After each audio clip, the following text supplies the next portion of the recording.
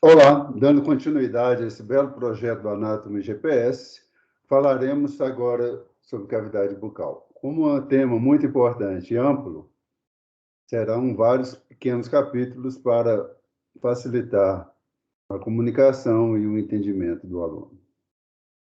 Eu sou o professor Antônio Custódio, da UFMG, há 26 anos dando aula de anatomia. Sejam bem-vindos. A cavidade bucal tem várias paredes. A anterior, composta pelos lábios, que exercem uma função muito importante de proteção, de estética funcional, e posteriormente nós temos o istmo orofaríngeo, que seria a parte da orofaringe, lateralmente a bochecha, formado principalmente pelo músculo bucinador, superiormente pelo palato, tanto duro como mole, e inferiormente nós temos a língua e o assoalho bucal. Então, essas são as paredes da cavidade bucal, cada uma com sua importância e funções, seja estéticas ou funcionais.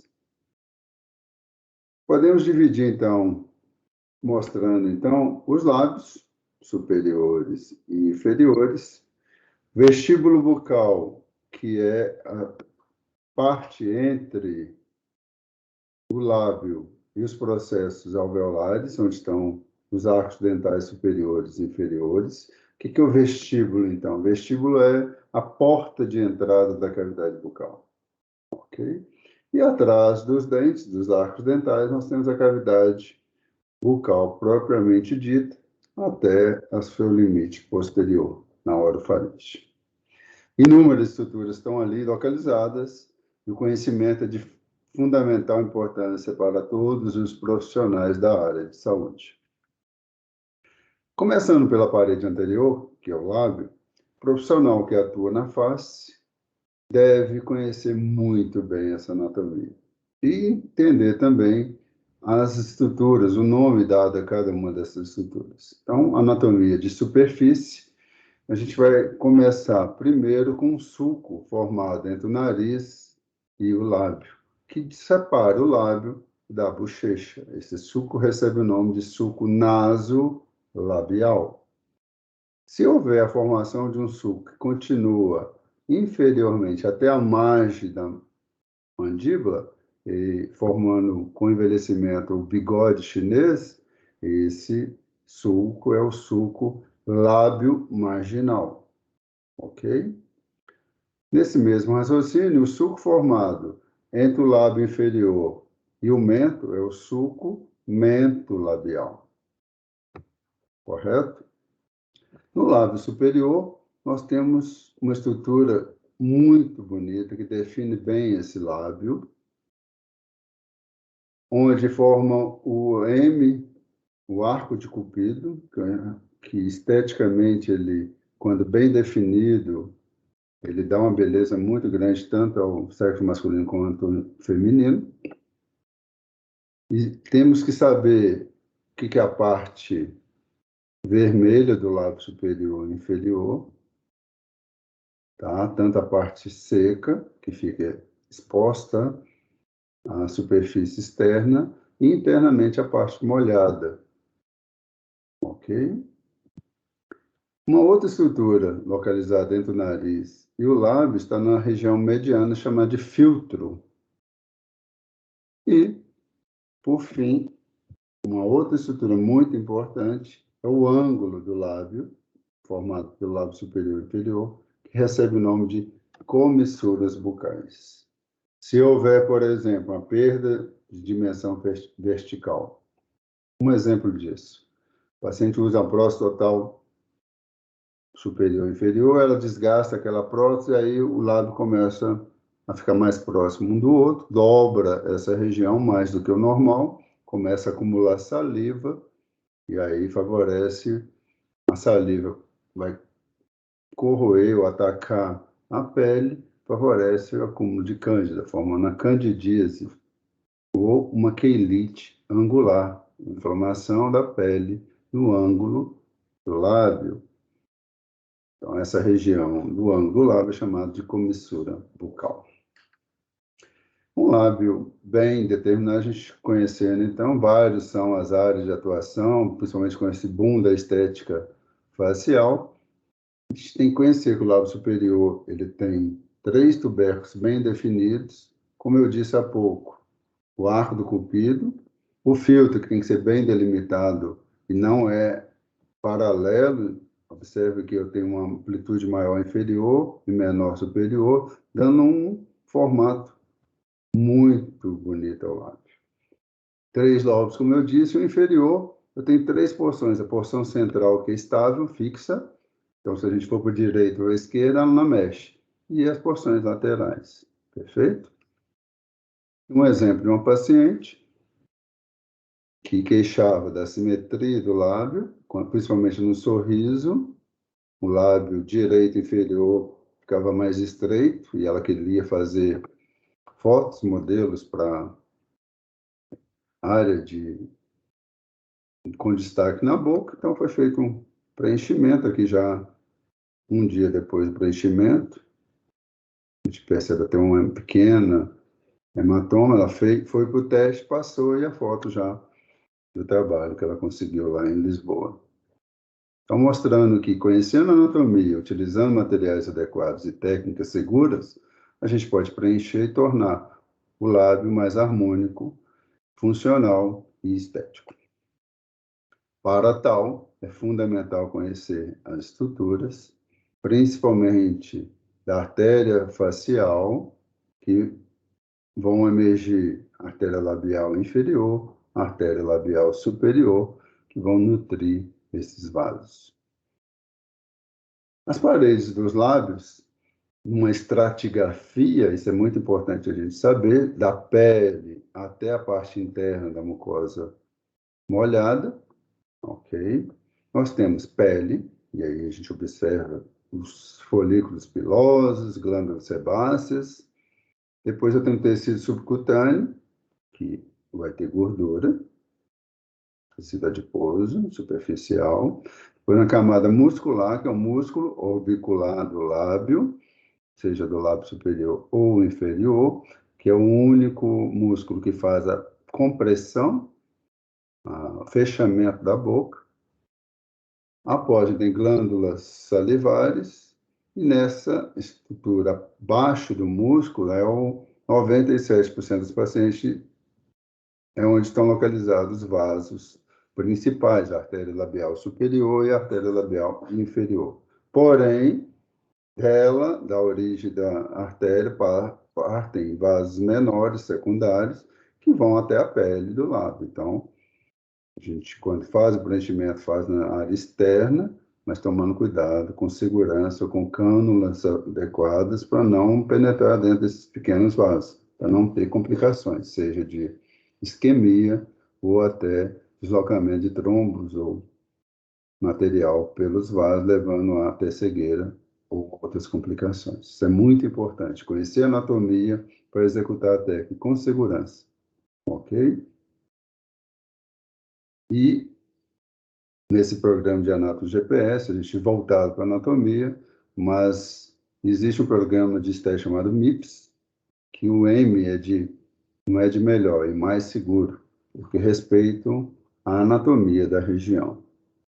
Se houver risco, não faça. O ótimo é inimigo do muito bom. Perfeito?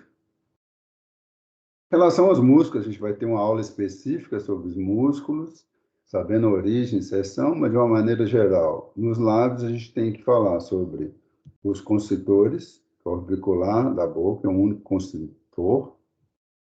Dilatadores do lábio superior, que são vários, aí a gente tem, na linha média, elevador do lábio superior e da asa do nariz, nessa visão a gente consegue ver bem. O elevador do lábio superior, mais superficial. O elevador do ângulo da boca, mais profundo. Zigomático maior, zigomático menor. Observe que o zigomático maior vai para a comissura, o zigomático menor vai para o lábio superior. Lateralmente, eu entrei o risório e inferiormente, dilatadores do lábio inferior, a gente tem o depressor do ângulo da boca, depressor do lábio superior e o mental. Esses, então, compõem os músculos ao redor do lábio. Então, um músculo dilatador do lábio superior, nessa visão, é bem interessante. E a gente tem o corte do elevador do lábio superior e do elevador do ângulo da boca. Eles formam uma proteção para o forame infraorbital e o seu conteúdo, nervos e vasos infraorbitais. Elevador superior da asa, do lábio superior da asa do nariz, zigomático menor e zigomático maior também seccionado. Observe que o maior vai para o ângulo da boca e o menor para o lábio superior, como já dito. Depressores do lábio inferior, depressores do ângulo da boca. Observe que é invertido. No lábio inferior, o ângulo da boca está mais superficial e o depressor do lábio inferior mais profundo. Então, é importante também, principalmente para quem atua na área de estética, que trabalha com toxinas, saber que profundidade está o músculo, e aí você vai colocar ou depositar a sua toxina o mais próximo daquela região que você quer que atue, perfeito? E medialmente o músculo mental. Observe também que chega no lábio um importante músculo cervical, que é o músculo platisma, que vai, pela sua potência, ser um importante músculo depressor do lábio, principalmente da comissura bucal. Então, nessa figura, a gente observa bem o risório, mais superficial, depressor do ângulo da boca, e o platismo, com suas fibras chegando até o ângulo da boca. Na parede lateral, a gente também chamada de bochechas, a gente vai ter uma série de estruturas. Então, no plano superficial, como eu já disse, o músculo risório, cigomático maior e o platismo. No plano intermediário, tem o tecido subcutâneo, e aí vão localizar a gordura superficial e a profunda. A profunda, o corpo adiposo da bochecha, é o principal componente, e nessa região nós vamos ter vasos faciais importantes, artéria facial, veia facial, ramos bucais do sétimo par, que é o nervo facial, e também o nervo bucal do quinto par. E no plano profundo, que seria a parte interna, o músculo bucinador, que é um músculo que tem a função de manter tenso a bochecha, para a gente não mordê-la durante a mastigação, e também é importante na amamentação, principalmente em bebês, e no assovio, também o bucinador é importante nessa função. Esse corte é bem interessante, o plano intermediário, que a gente pode observar pele, gordura superficial, depois eu tenho platisma ou esmalte, ligamentos, verdadeiros ou falsos, depende da região que você estiver. E observe que o ducto da parótida, o corpo adiposo da gordura profunda, extensão bucal, provavelmente. Atrás, a gente tem a glândula parótida, o músculo bucinador, e esse ducto da parótida passa pelo músculo bucinador e depois a mucosa, abrindo na região do segundo molar superior, na papila parotídea. Ok?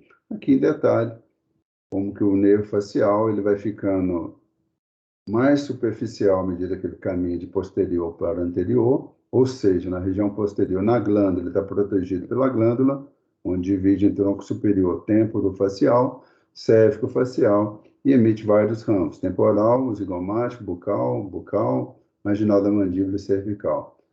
A partir de uma certa, eles ficam mais superficiais, ou seja, mais fáceis de serem lesados ou rompidos. Então, em detalhe agora, o músculo bucinador, como eu disse, ele tem inserção no processo alveolar da maxila, da mandíbula, posteriormente na ráfide formada pela inserção do músculo elevador da constritor superior da faringe, bucinador é a ráfide. Essa ráfide é muito importante, porque além da interseção desse músculo, a ráfide pterygomandibular, ela é uma referência nas anestesias do nervo alveolar superior, alveolar inferior. E o bucinador vai fixar também na comissura bucal. Então, esses são os limites do músculo bucinador. Uma vista interna dos lábios, a gente vai comprovar isso, o músculo bucinador sendo perfurado pela papila, pelo ducto da parótida, e ele confluindo, indo para a comissura bucal. Então, na parte profunda da comissura bucal. Ok? Em detalhe também, observe a disposição do músculo mentual, que ele é mais vertical. Um caso clínico, para ilustrar a importância dessa região, conhecer a anatomia, um acesso cirúrgico seguro, em casos indicados, a gente pode fazer a remoção do corpo adiposo da bochecha, a extensão bucal desse corpo. Então, para isso, a gente tem que tomar cuidado, porque tem a papila parotídea, vasos importantes, como a veia facial, por exemplo, que tem relação mais próxima com essa estrutura, nervos faciais, e o mais importante é o ducto da parótide. Se lesado, pode comprometer a drenagem da saliva. E o modíolo? O modíolo é um encontro de músculos que vão para a comissura bucal com o orbicular do lábio.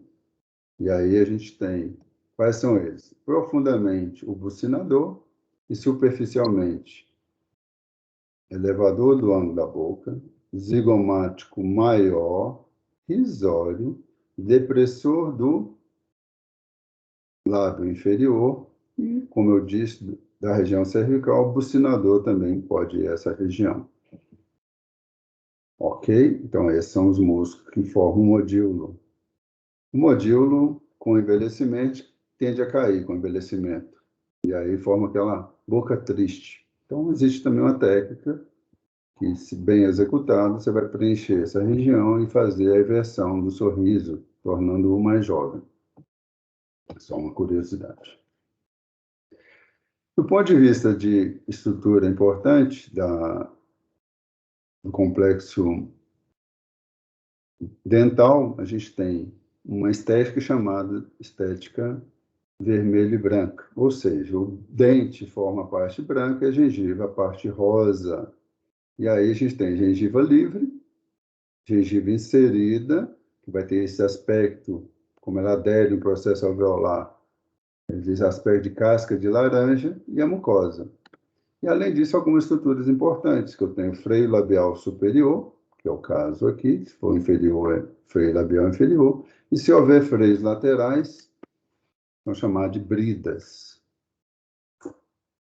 Em detalhe posterior, os dentes posteriores, molares, premolares, e observem aqui a papila parotídea na região do primeiro e segundo molar superior, que não deve ser lesada em nenhum acesso para bichectomia, por exemplo, ou remoção do corpo adiposo da bochecha. Era isso nessa primeira parte. Espero que tenha gostado. Passe à frente esse canal, faça a sua inscrição, porque isso vai nos estimular a fazer mais aulas e o conhecimento está disponível para todos os profissionais e estudantes da área de saúde. Muito obrigado.